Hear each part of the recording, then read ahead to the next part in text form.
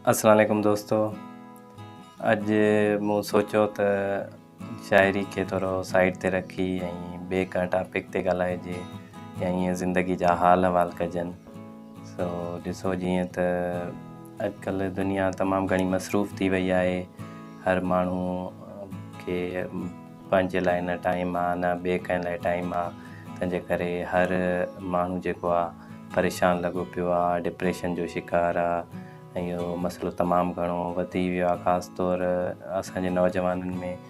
ॿियो त नौजवान त ठहियो, पर असांजे नंढनि ॿारनि में पिणु इहे मसइला वधी विया आहिनि डिप्रेशन जा, इन्हनि जा।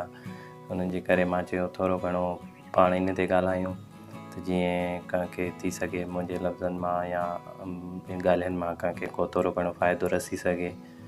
सो ॾिसो, जीअं त अॼुकल्ह तमामु घणो टेक्नोलॉजी जो दौरु अची वियो आहे ऐं हर माण्हू टेक्नोलॉजी में इन में अंदरि घणो अंदरि गहराई में लही वियो आहे ऐं उन्हनि खे हिक ॿिए लाइ टाइम न रहियो आहे। तंहिंजे करे हर को परेशान थी वियो आहे, अकेलाई जो शिकार थी वियो आहे। सो उन्हनि जे करे ॾिसो, कोशिशि करे थोरो घणो टाइम पंहिंजे लाइ कढो, पंहिंजे दोस्तनि लाइ टाइम कढंदा कयो, उन्हनि खे टाइम ॾियो। उन्हनि सां कचहरी कंदो तव्हांजो पंहिंजो बि दिलि कुझु हल्को ऐं मुतमिन थींदो। ऐं थी सघे अॻियनि खे बि के परेशानियूं हुजनि, के मुंझारा हुजनि जेके हू तव्हां सां शेयर करणु चाहींदा हुजनि, डिस्कस करणु चाहींदा हुजनि, पर तव्हां वटि उन्हनि लाइ टाइम न हुजे, त कोशिशि करे पंहिंजे दोस्तनि लाइ, पंहिंजे घर वारनि लाइ ऐं ॿियनि रिश्तनि लाइ टाइम कढंदा कयो, त जीअं हिक ॿिए सां दुख सूर ख़ुशियूं वंडे सघो।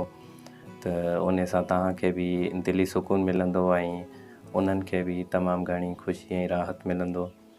सो जीअं त ॾिसो, ईद अचे पई ऐं मथां ख़ुशियुनि जो ॾींहुं आहे। ईद तमामु जन सां रुठल हुजो, जेके तव्हां सां रुठल हुजनि, कोशिशि करे उन्हनि खे परचायो, उन्हनि वटि हली वञो या उन्हनि सां ॻाल्हाइण जी कोशिशि कयो, त थी सघे उन्हनि खे बि ख़ुशी थिए ऐं तव्हांखे बि उन अमल सां तमामु घणो ज़हनी सुकून मिलंदो। डिप्रेशन बि हूंदो आहे, परेशानियूं बि हूंदियूं आहिनि, ॾुख बि हूंदा आहिनि, तकलीफ़ूं बि हूंदियूं आहिनि, माण्हू अकेलाई जो शिकार बि हूंदो आहे। पर कोशिशि करे, इहे जेके ॾींहं ईंदा आहिनि इहे तमामु थोरा ॾींहं हूंदा आहिनि, हिकिड़ो या ॿ ॾींहं 3 ॾींहं हूंदा आहिनि ख़ुशी जा ॾींहं।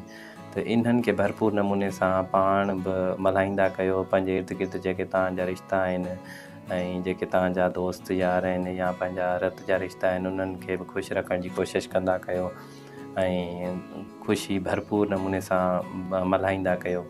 छो त ॾुख त पाण सॼो साल मल्हाईंदा आहियूं ऐं इहो, पर ख़ुशी जा ॾींहं तमामु थोरा हूंदा आहिनि। उन जे करे उन्हनि खे बि तव्हां डिप्रेशन में या रंजिशनि में ऐं ॾुख में न गुज़ारींदा कयो। इहो ई कुझु ॻाल्हियूं हुयूं जेके दिलि चए पई तव्हां सां कजनि।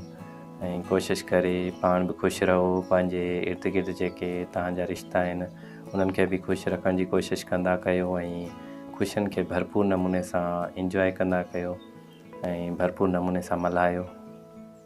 बाक़ी तव्हांखे एडवांस में ईद जूं लख लख वाधायूं।